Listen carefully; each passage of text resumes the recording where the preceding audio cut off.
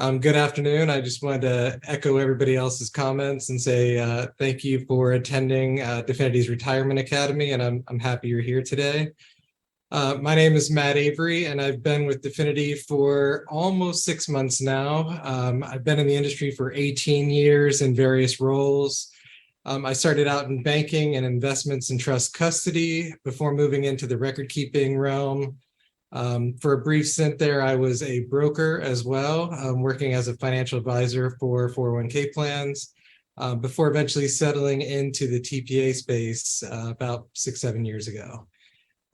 So today I'm here to talk about fees because there are several providers throughout the industry that provide different types of services to retirement plans. So it's important to understand what the types of providers are and what the types of fees are paid and why. To follow on with Stephanie and Michelle, I'm going to start with a joke as well. Thanks for giving me that little bit of advice. So my joke is, what do you call someone who's always happy on a Monday? And the answer is retired.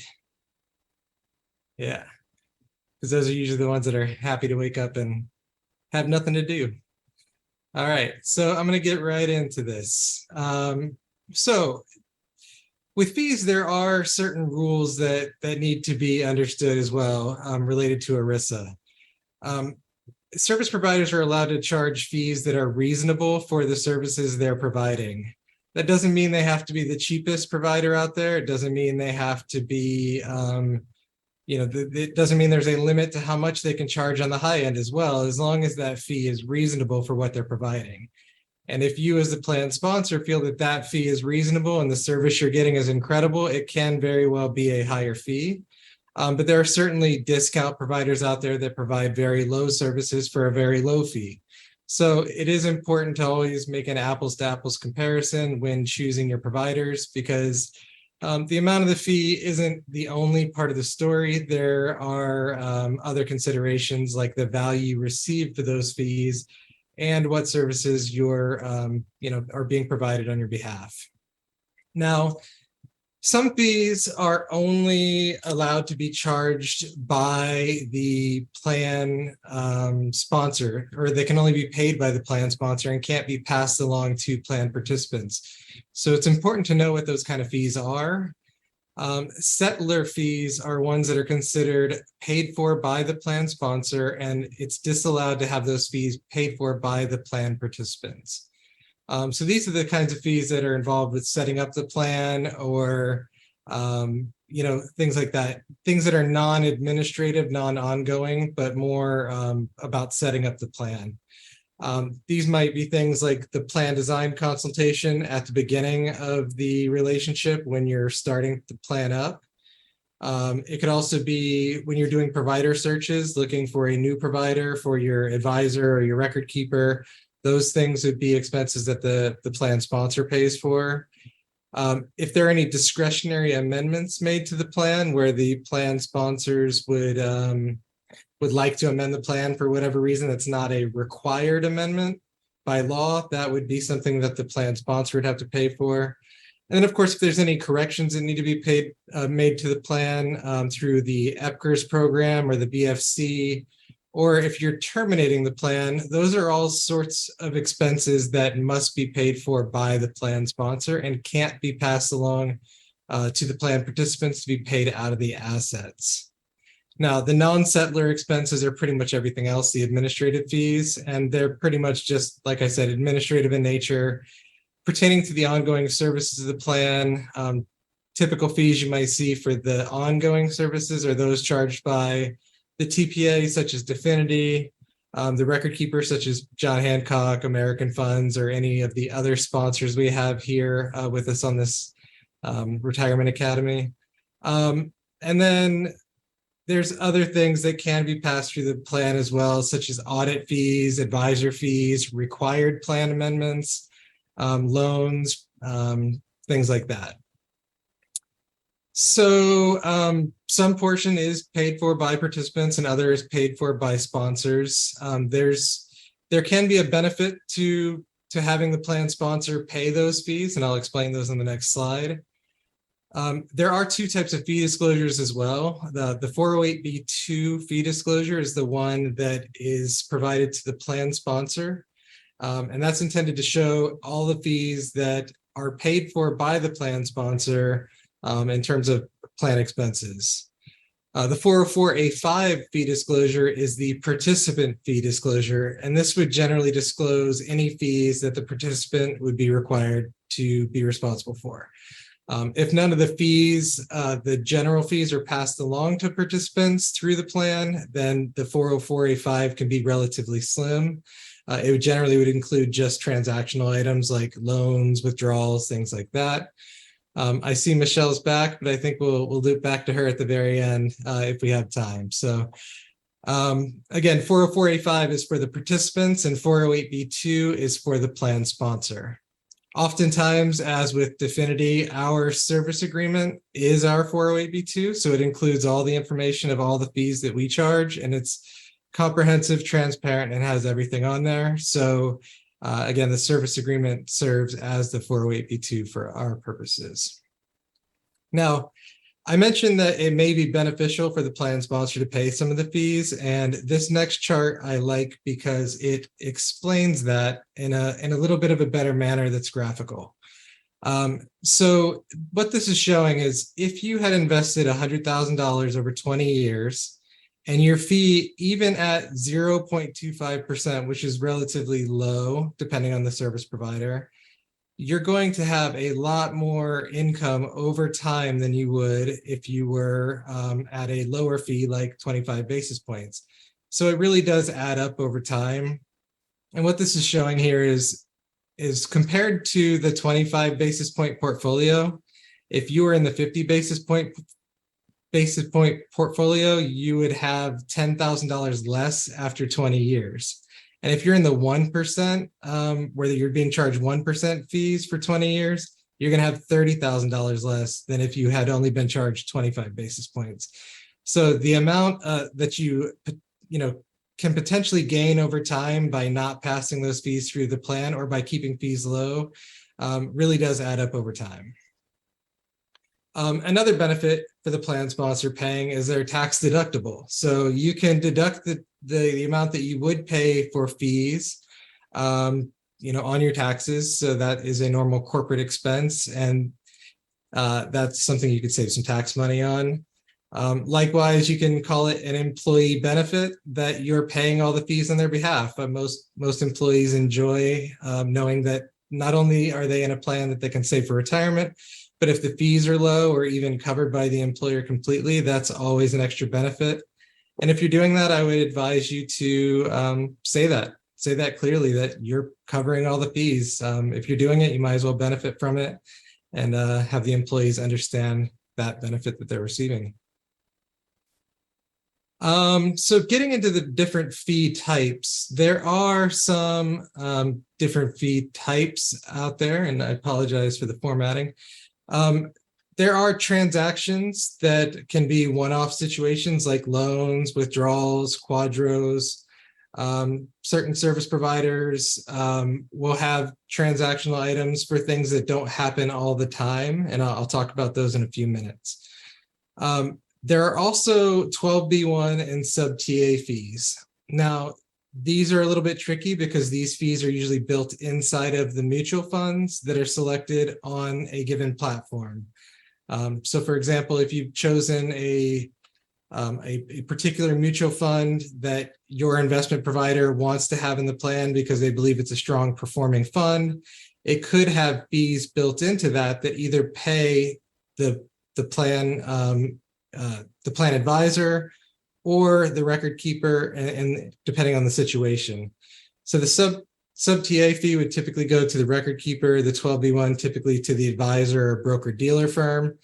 And those can range anywhere from 25 basis points to 150 basis points, usually somewhere in the 25 to 50 range, depending on the type of fund. And generally, historically, that used to be how many advisors were paid, as a commission directly from the mutual funds. And they would select a mutual fund lineup that had these fees built into them on purpose as a way of receiving their payment for their services. Now, Over time, those have generally gone away, and we typically see plans invest in institutional share classes, which don't have a sub-TA or 12B1 fee built into them. But the mutual fund does still have the management fee that the mutual fund company pays to manage the mutual fund, do all the fund accounting, things that they have to do. But that is a type of fee that can sometimes be considered hidden if you're not aware of them and don't know what to look for, or if you're not receiving proper advice about those fees existing. Now, as those have gone away, advisors have generally gone to a straight asset-based fee, which is still something in the ballpark of 25, 50, 100 basis points, depending on the service provider, depending on the service they're providing, and how much they're providing for you. That's really a wrapped fee based on whatever the assets are at the end of the quarter or the end of the year, depending on how it's charged. But they would just take the total balance in the plan and then charge that fee. And again, they can either send an invoice to the plan sponsor to pay that directly, or they can charge that fee to the participant accounts, and everybody would pay their portion pro rata, 25 basis points, 50, whatever it is. Now, flat fees is another type of fee that can be charged as well, depending on the situation. Typically, TPAs charge a base fee for its services, which are somewhere in the ballpark of between $1,500, $2,500, somewhere in that ballpark. About $2,000 is a typical normal base fee. There's also usually a per participant fee attached to that, something in the ballpark of $30 to $50 per participant. So 40 is a pretty standard amount for that as well. There's usually a setup fee involved, and that's usually a flat fee of around $1,250 or somewhere in that neighborhood. So that's the setup fee is really the initial consulting to get the plan document designed, and then just to do all the work that it takes to get the plan set up, filling out all the forms, working with the platform, things of that nature, getting the employees enrolled. That would be the setup fee, and that's usually flat. Record keeper allowances are a type of fee that TPAs often receive from record keepers, and this is a fee for a service that we're providing as the TPA to the record keeper partner. And in return for that service and the efficiencies that they gain through the TPA involvement, they share back generally 5 basis points with the TPA.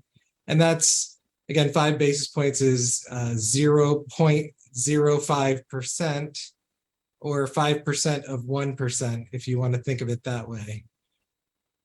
So that is generally shared back from the record keeper and paid to the TPA, and that's for the efficiencies that we provide.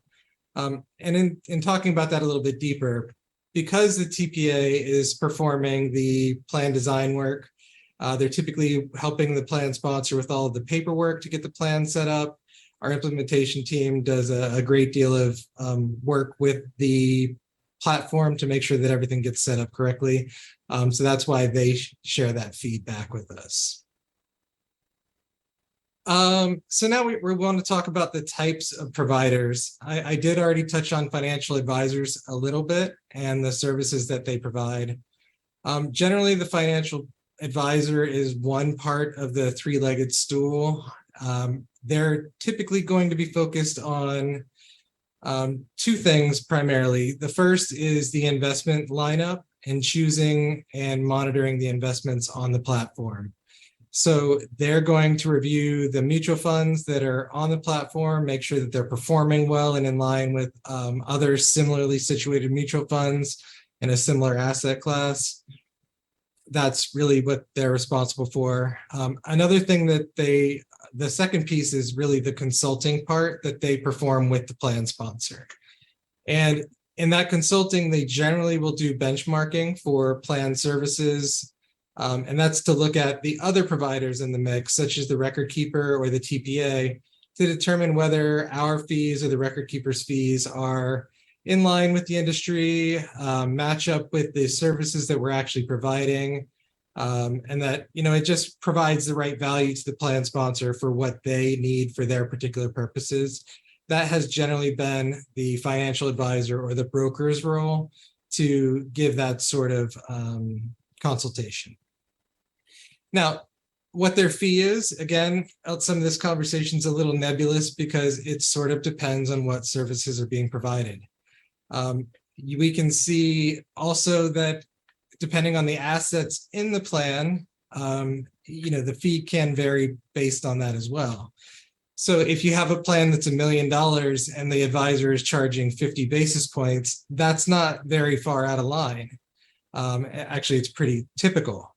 But if you have a $50 million plan and they're still charging 50 basis points, well, the advisor is making a lot of money on that plan. And we might want to take a look at that, or that advisor will probably be poached by another advisor who can do it for much less money.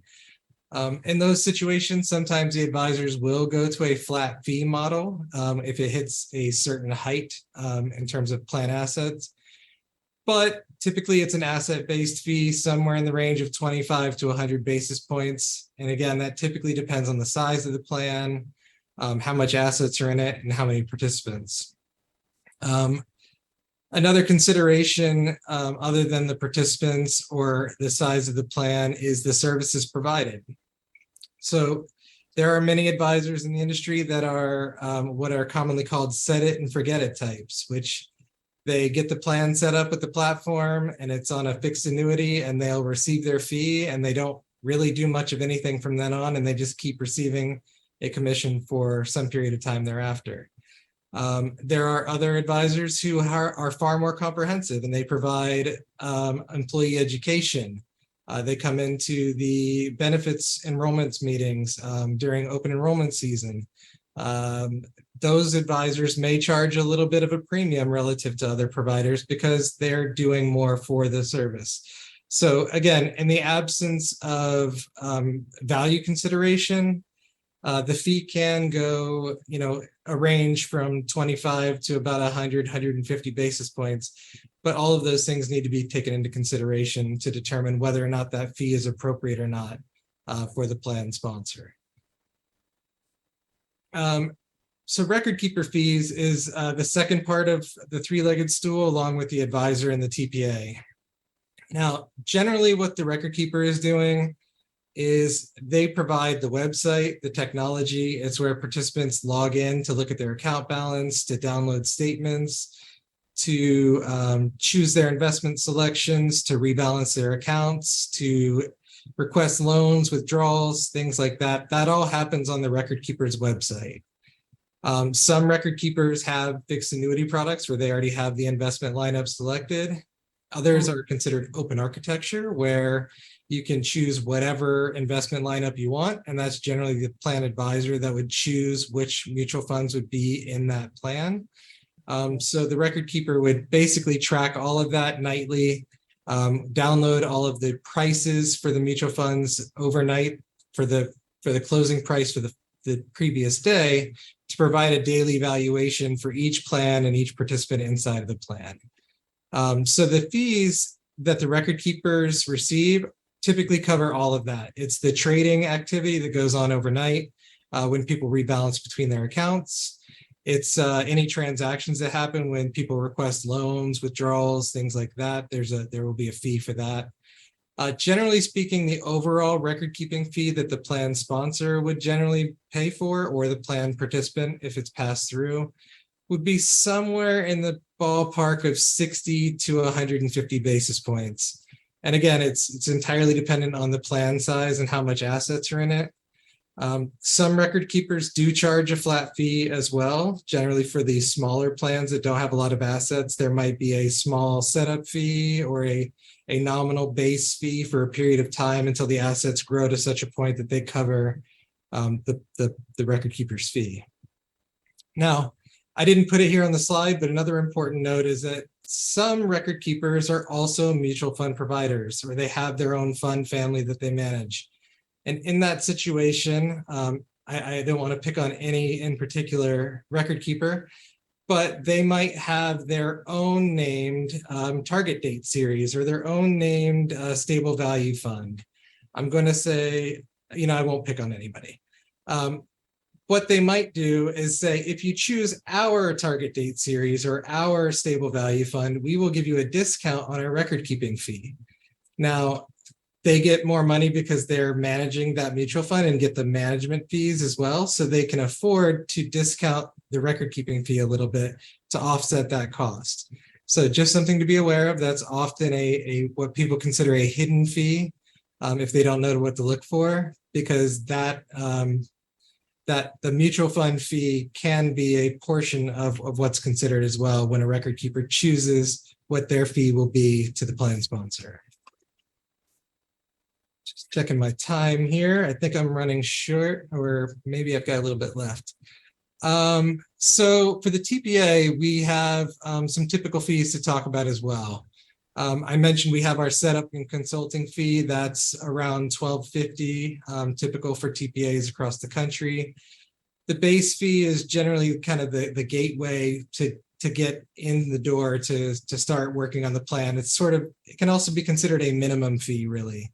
So it'd be $2,000 to do the work for the plan, to get the plan compliance work going. Now, the portion that can make the compliance work more difficult is the number of participants that need to be reconciled each year, the balances of each participant, and then the testing of whether they have put enough money into the plan relative to the highly compensated employees, things like that. So the more participants there are, the more complex the plan is from a compliance standpoint. So there is usually a per participant fee on top of that minimum base fee, which generally covers the overall cost that a TPA would have in administering a plan. Now, some plans also have document maintenance fees, and that would be an ongoing fee every year that covers any amendments that come up, any restatements that are required every 6 years. That's just all covered automatically under a document maintenance program. So that generally would be an annual fee. If you're not on that type of program, there may be a cost with the TPA for any amendments that the plan sponsor requests for on a discretionary basis. So that could be an extra fee that is more of a transactional type thing as they occur if they're not on document maintenance. So I just talked about what the typical fees are.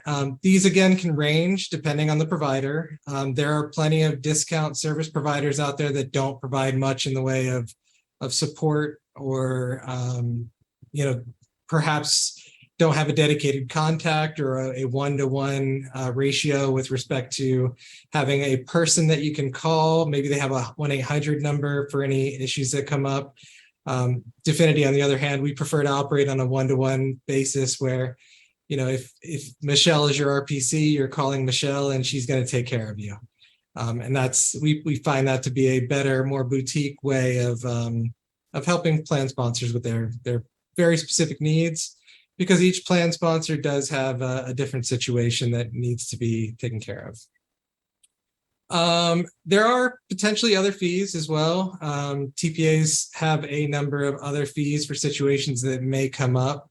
The first two items here are other services that can be provided ad hoc if you choose. We do provide payroll uploading for plan sponsors that don't have an HR department or a dedicated payroll person.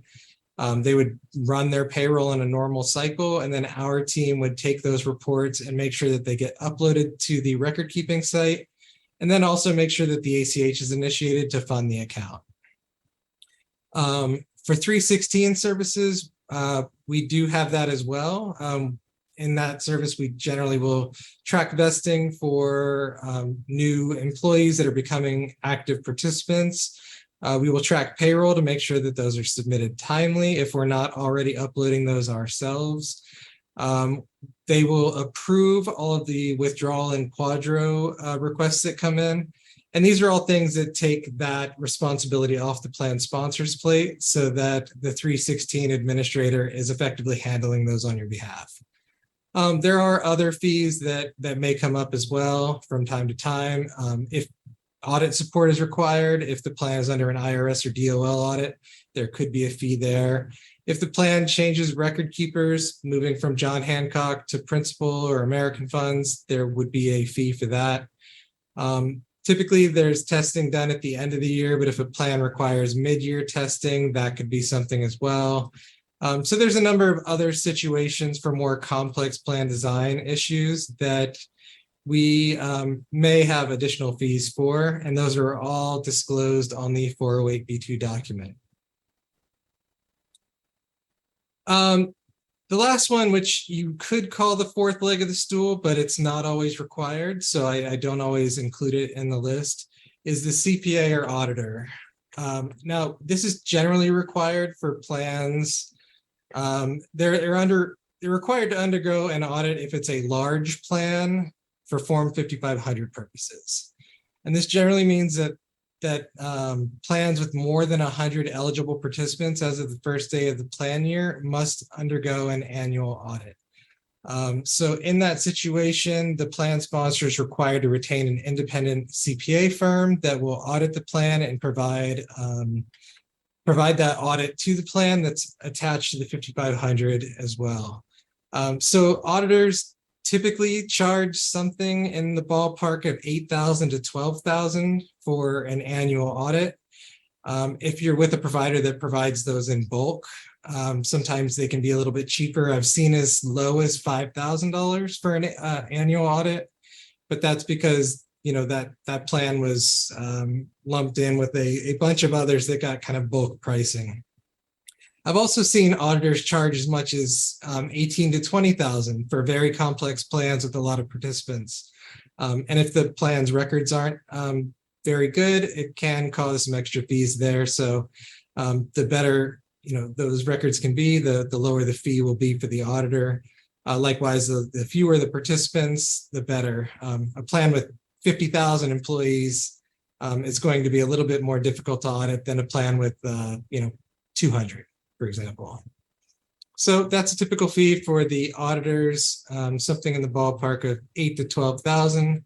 And that's for the annual audit that's covered and required by the plan, but by the DOL and IRS. So I know I went over a lot in some very broad strokes, but I want to open it up for any questions that you may have regarding fees. And I will. We did, Matt, get a question submitted in the chat by Melanie. She says, excuse me, please explain basis points. We have an East plan and get 10 basis points, and we usually end up giving the money back to the participants after paying for plan expenses. Sorry, can you repeat the beginning of that question again? Can I explain basis points? Basis points, yes. Okay. Yep. Basis points are tricky if you've never heard of them before. It's just a kind of an industry lingo term for a percentage of a percentage. So 1 basis point is 1% of 1%. So, if you're being charged 1.5% interest on a loan, that's 150 basis points. Or if you're 0.01% is a single basis point.